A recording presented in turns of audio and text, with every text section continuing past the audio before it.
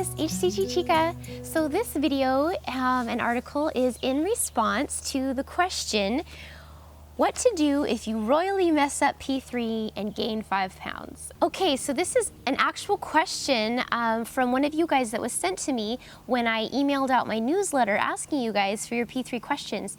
And I'm so glad that I asked because it's an excellent question and it's something that I didn't actually think of off the top of my head myself. So I'm really glad that I asked you guys.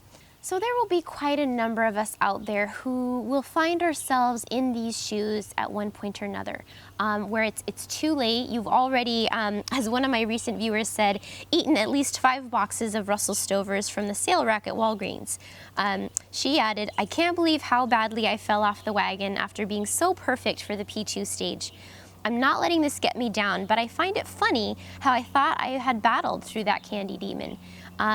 So, you know, sometimes you just flip out, you know, it happens. One thing to remember is that all is never lost. So, you know, while you don't want to find yourself getting on and off the HCG train over and over again, having a royal mess up does not mean that that's what's actually going on. So the best idea is to not screw up. And the next best idea is to screw up royally and then never do it again because you learned a really big lesson. I had to completely redo my second round of HCG because I didn't do P3 whatsoever that round. I did the flip out thing and, you know, I gained back 15-poundaroos in 9 weeks. I can't even remember if I made some efforts to get back on track. I may have made a couple, you know, failing attempts. All I can remember very clearly is that sometime during the first week of P3, I was in the back seat of a car with one of my girlfriends, and there was a large bag of Candida pralines in there, and it was like, you know, I was trying not to eat them, but I was just in this careless frame of mind, and I found myself eating a handful. And that was it. I mean, it was over after that first handful. And I think we ate almost the whole bag between the two of us in the hour that we were in the car. And that was just, it was just all downhill from there. For me, I believe the initial feeling of unwellness that kind of led me to be in this state where I was really unmotivated, unjazzed about phase 3 and doing it right and all that, I feel like it was rooted in underlying health issues, which then led me to overeating and binging again because I let my sugar addiction get the best of me again. But the thing is, even though the whole thing was one drastic flop, one huge failure, if you will, or a better word for it would be setback, I learned a great lesson from it, and as a result of analyzing everything that went wrong, why it went wrong, and then making a new plan of how to avoid that in the future, as a result, my 3 rounds after that were huge successes. I maintained the weight loss from all of them, and I've never fallen apart like that again. I've had little slip-ups here and there, but never to that degree and never for that long a period of time. So it was a very valuable lesson. Ideally, it would have been nice if I could have done without it, but obviously I needed it because I didn't take it seriously at that time, and I learned a lot from it. And so if that happens to you, that's what you want to do with it. You want to take the experience and you want to analyze it, analyze the heck out of it. You know, try to figure out, why did this happen? What led you? What specific things ended up causing you to cheat or to give up? What thought patterns, what situations, what social situations perhaps did you find yourself in that caused that to happen? Because you'll be able to avoid it for the future if you do that. So the question is, what do you do about the royal mess up? I think steak days are great. I actually used to be afraid of intermittent fasting, and a steak day is essentially a fast. An 18 to 24-hour fast is essentially what it is. And I used to be afraid of that. I thought it was unhealthy. I read all the magazines telling me that it was. And then I discovered bradpelon.com. He has an excellent, well-researched book on it. It's called Eat, Stop, Eat. I highly recommend it. He goes into all the details, all the studies, basically proving that intermittent fasting is not not unhealthy, and that it's a very effective way to maintain and lose weight, and fat specifically. So anyway, because of all that research, I've actually been using intermittent fasting as a tool for maintenance and, additional fat loss for the last couple years now. So I really think it's a great way to just kind of keep things in balance. If you overdid it for a couple days, doing that fast kind of brings things back into balance, creates like a weekly calorie balance. So that's something that you can use. At some point, however, if you're finding yourself having to do like 3 steak days in a week because your mess up is so big that there was quite a bit of weight gain, at some point you might have to consider that you may have to let go of some of your efforts, some of that weight that you lost on P2, and you may not be able to lose all of what you gained at this time. The next question is jumping back on a new round the best choice? In most cases, in my opinion, it's probably not a good idea. One exception would be if you had only done a 3-week round to start with, you did a short round.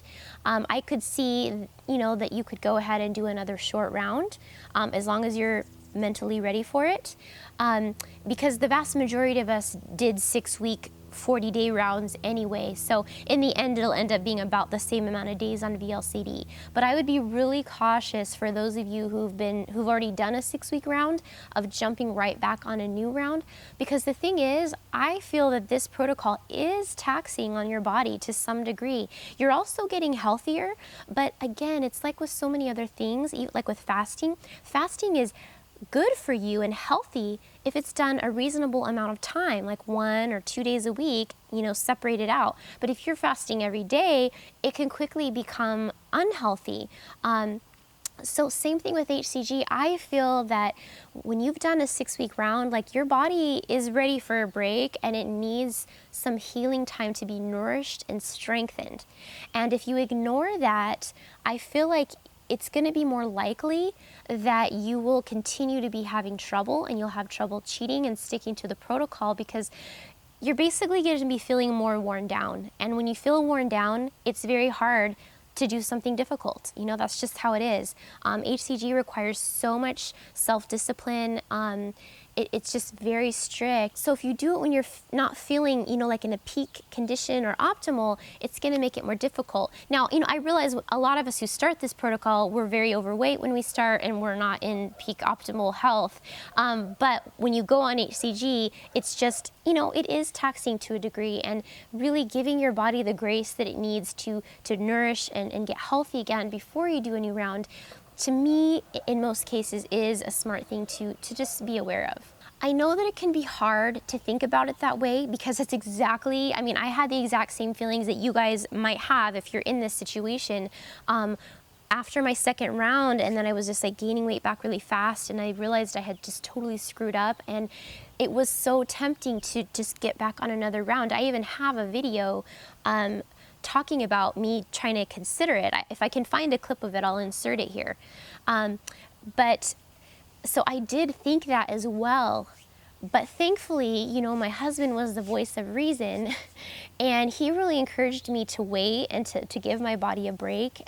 Because the truth was, not only, did my body physically need a break, mentally, I really wasn't ready. Even though I was like screwing stuff up, I really wasn't mentally and emotionally ready to go back to something so strict and fix it. I wanted to think that I was ready to do it, just because I couldn't really process the idea of regaining all that weight I had just lost. Like that just seemed like the worst thing in the whole world, to gain weight that much back again is very hard to deal with that.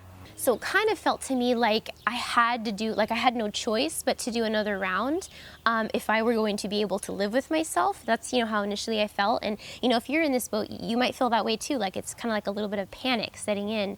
But I really do encourage you to take a little time out and realize, like, you know what, it's actually not the end of the world to be overweight. And whether you lose weight now or in 9 weeks, it's not going to really make that much of a difference in the grand scheme of things. And what you really want to think about is your long-term health, your long-term ability to maintain weight loss. And if you wear your body down It will affect your hormones and all the different things in your metabolism that do affect how you maintain weight loss. So you can actually make a situation worse by, essentially trying too hard. So I was really glad, that my husband kind of stepped in and essentially was like, you really should wait a while. And even at that time, in the several weeks that went by after that point, I continued to eat bad and I gained more weight back. But I'm still glad that I waited because I just simply wasn't ready, which is why I didn't, fix my P3 even and start eating P3 after that point. I basically was totally flipped out for 9 weeks straight, and I was not mentally ready to make any changes, much less go back on P2, even though in my head I felt like that's what I needed to do. I wasn't ready. And so, and that's okay, I'm here today. You have to give yourself that grace and don't feel like you're this ultimate failure because of a mess up, no matter how big it ends up being. I really needed that long break in order to basically get myself to a point where I was really ready again for the strictness of phase 2 in order to do phase 2 properly for my next round. And it really did work out that way. By waiting, I was so glad I did. I got to do all that analyzing that I was talking about. I made a very strategic plan. I did all this research online, like how to get into ketosis the quickest way, how to get over carb withdrawals and sugar cravings the quickest way. And so I had everything planned out. And when I did it that way, my next round after that just went wonderfully. And that wouldn't have happened if I had just, jumped right back on HCG because I was in panic. So that brings us to the next topic, which is what do you do while you're waiting for your next round then? So say you've listened to everything we just talked about and you decide that, yeah, I need to take a break right now. What do you do with that time until your next round? There's basically only 2 things I can think of. One is to get strict and start eating super clean, P3 style, but without the aim of losing the 7 to 10 pounds you gained. And the second one is actually just find a completely different focus for a little while, completely unrelated to weight loss and dieting. So let's talk about both of those for a second. So the first one is change things around a bit and get strict with yourself as far as P3 eating. I mean, P3 is definitely a lot more variety than P2, right? So if you have the mental ability at this time, that would be the first choice to get back to P3 eating, clean eating, take out the carbs and sugars. But at the same time, don't necessarily have it in your head to have all this pressure to lose however much weight you gained when you were screwing up. If it was 7 to 10 pounds, that's a lot of pressure to put on yourself to lose. If you do, great, but I would personally encourage you not to worry about that. I would encourage you to just let go of whatever mistake you made, start fresh, wherever you're at, whatever weight you're at, get strict with P3, and most likely you will just stabilize and maintain there. And that's kind of what I feel would probably be the smartest way to go for this particular situation.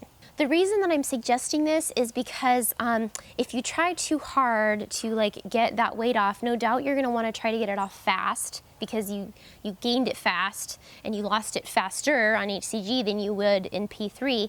And so what can happen is you can get into a dieting mentality again for weeks and months, trying to get back to your LDW when it's rather far away. And that's what you're trying to avoid. You're trying to avoid that scenario where you're in this constant dieting mentality and feeling deprived all the time. That's what you don't want to have in P3. You want to just focus on eating clean, eating those good foods, and just trying to kind of prevent further weight gain during that time period. Then when you are ready for your next round, HCG is just so efficient really for that. You'll be able to lose all of that weight in a fairly quick order, and you will have had that break that you needed. That's just an idea. You don't have to do that. I don't think you're a bad person if you decide to go ahead and lose 10 pounds in between now and your next round. I just encourage you to don't stress yourself out too much where you can't feel happy and content with yourself. The second thing is actually possibly you may need to just find a completely different focus for a period of time. You know, forget about your body, forget about weight loss, dieting, just forget it all. I mean, I know you can't necessarily actually forget it, but try to ignore it for a little while and put it aside. And I want to talk about why, you know, with my own experience, why I had to do that for a little bit. So during that 9-week period, after my failure round, my setback round, you know, I wasn't happy with my body. I gained back 15 pounds in that 9 weeks. I was not happy with my body, but it would not have done any good to focus on it at that time, because I simply wasn't mentally ready to handle doing anything about it at that time. Like, I just wasn't. I wasn't even ready to like go back to eating P3, because I was back into full sugar addiction mode. I was intent on having my daily, you know, half gallon of ice cream for several weeks. You know, that's just where I was, and I wasn't ready to get out of it yet. So it wouldn't have done any good to focus on it. So I kind of did basically try to just pretend it wasn't there for a little while. And yeah, I didn't feel good, but I basically just set aside any thoughts of doing a round or changing anything because I wasn't ready. And then there was this point that came about 9 weeks later. And it was just, you know, almost like one day, but it was this overall sensation of like enough time had passed that I felt like, okay, I think I'm ready to be done with this phase, this phase of yuckiness, and I'm ready to make a change, I think. And I'm going to start planning and advance what I'm going to do, how I'm going to make this better. And you know, it really worked for me that way. And so that's kind of why I'm suggesting it. You know, I know we're not all the same, but if you have a personality that's like me, that may be the case for you. I guess what I'm trying to say is that it's good to, you know, want to lose weight and to get healthier if you are overweight. That's obviously a good thing. But there are things that are more important, and your worth as a person is not based on your weight or your current regaining of some of it. I guess that's the point that I'm trying to get at, so that if you find that you need a break from this whole diet and weight loss thing, you might be fed up with, you know, the weight loss journey thing right now, but in 8 weeks, you may feel completely differently because you've had a break. So if you're just feeling like totally burned out on the do what's healthy for your body thing, you know, maybe you should just totally shelve the idea for a little bit and do something completely different. You know, focus on a hobby that you have, or learning a skill, or just spending time with your friends and family, and without worrying about what you're eating. You know, I mean, that's basically what I had to do. I took 9 weeks off after that round, and I did gain weight, and I ate whatever, and I just didn't really think much about it. And it's kind of just what I needed to do. And I know that, you know, I might get a little flack for kind of recommending that you stop caring for a little bit, and even maybe not purposefully gain weight, but just that might be the result. But I guess I've just seen that it really makes sense to wait till you're mentally ready to make a change, and that if you try to make it happen before that point, it's just almost never successful. Now, that doesn't mean that you shouldn't do something, you know, when you're not ready sometimes. Like, for instance, if I don't feel like going to CrossFit, I go and then I'm glad I went, you know. So I'm not talking about that. I'm talking about making a big life change that requires a lot of time. That's something that you kind of have to plan for and be ready, or you'll often find yourself, you know, giving up or cheating or hurting yourself. And the thing is, when the time is right to focus on your weight loss journey again, you'll know it. For me, you know, there was that whole 9 weeks that I wasn't ready, day after day, like not ready, you know, and then at some point it was almost like an actual click in my brain. Something clicked and something changed, and I was ready, and I was able to start planning, and everything went well from there. So you'll know when that time is right for you. When you feel that click happen, then you're going to be ready for the following, which is how to avoid mess-ups in the future, how to avoid those royal mess-ups in the future. And I basically have, you know, four different for 4 different main points regarding that, and I'm just going to mention them, and some of them have a video and an article all to itself that I will link to. But basically, to avoid mess-ups in the future, these are the things that will really help with that. The first is to do a little pre-HCG diet by eating clean and low carb and high fat for 7 to 10 days prior to the start of your round. Now, you could even possibly do it longer, but I find that the 7 to 10 days is enough time for the carbs in your body to start clearing your system. And when you do that, it makes the start of your round in the VLCD more easy. That's what I found to be the case for me. The second is to load clean if you're a sugar or carb addict. I can't emphasize this enough, actually. If you really are a person who's addicted to sugar and carbs, loading clean, I feel, is kind of an essential key. The third one is wait to do another round until you're actually feeling good and ready for the self-discipline involved, both physically and mentally. So again, the idea here is that we're trying to avoid future mess-ups. This is a very important key in doing that. And then the last one is don't extend or stay on VLCD too long. You want to get off before you reach that breaking point, flip out sort of feeling. And so, even though you may have planned on a 6-week round, or Dr. Simeon said, do 3 weeks or up to 40 days, don't base your choice about how long you stay on VLCD off of that. What you want to do is listen to your body, and if you end up at day 30 and you're just like, man, I'm really kind of like feeling done with this round. I mean, you guys know that done feeling where you're just, that motivation you had is gone, and you just don't feel like you're going to get it back in the next day or two. Go ahead and, stop then, take the losses that you got and stabilize and maintain, and then, do other stuff for a while, do P3, and then you'll be ready. You'll know it when you're ready for your next round. That time will come, and you'll have a more successful time by waiting till a time when you feel ready like that. So anyway, I hope you guys found that helpful, and I'm outside and I'm getting a little cold now, so I'm gonna let you guys go. You can find me on Facebook, HCGChica, Instagram, HCGChica, and of course my blog, hcgchica.com. I have lots of stuff on there and constantly coming out with new stuff as well. If you want to be kept up to date with my latest blog posts and videos, the best way to do that is actually to sign up to my email list. And you can actually find that just right when you go to my blog. You'll see different spots on my site that say, you want to join my email tribe? And that's really the best way. I mostly email my list about once a week, and I let them know about my latest video. Facebook is not the best way anymore because they no longer show my posts to the vast majority of those who've liked my page. So just because you liked my page doesn't mean you're actually seeing the content that I'm putting up. So definitely getting on my email list is definitely the best way to stay in touch. All right, you guys, take care. Bye.